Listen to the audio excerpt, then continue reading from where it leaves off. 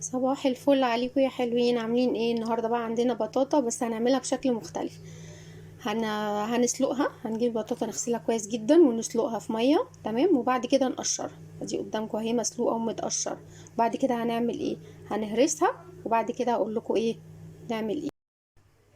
زي ما انتم شايفين كده هرسناها اهي، تمام، هرس خالص.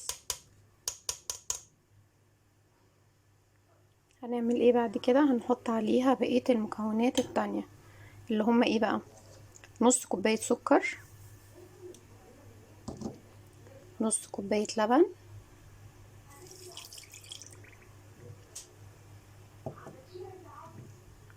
معلقتين سمنة بلدي،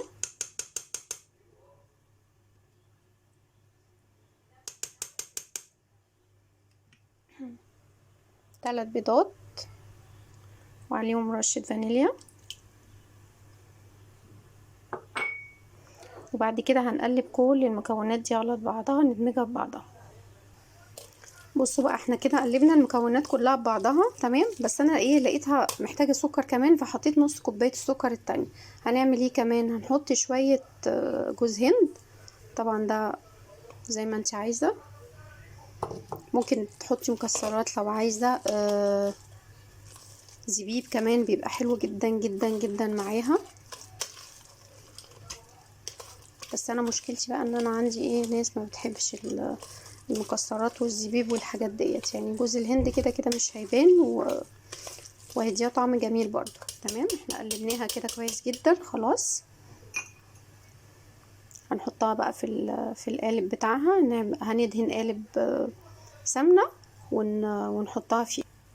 دهنا القالب زي ما انتوا شايفين كده، هنصبها بقى فيه وندخلها الفرن زي ما انتم شايفين كده. ده حطيناها في القالب وفردناها كويس جدا وظبطناها كده من فوق، تمام. هنحطها بقى في الفرن لحد لما الحاجات بقى اللي جواها ديت تستوي، لان طبعا البيض لازم ياخد درجة حرارة، يعني حوالي ايه، قولي بتاع نص ساعة كده تاخد وش.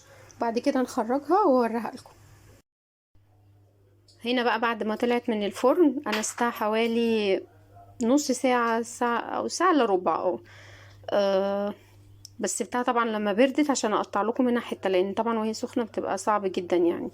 بصوا جميله جدا ولونها بيبقى حلو جدا. بصوا بتبقى قطعه لما بتقطعيها وهي بارده، قطعه بقطعتها ازاي. بص بقى، انا عايزه ادوق بقى، معلش لازم ادوق معاكم، لازم.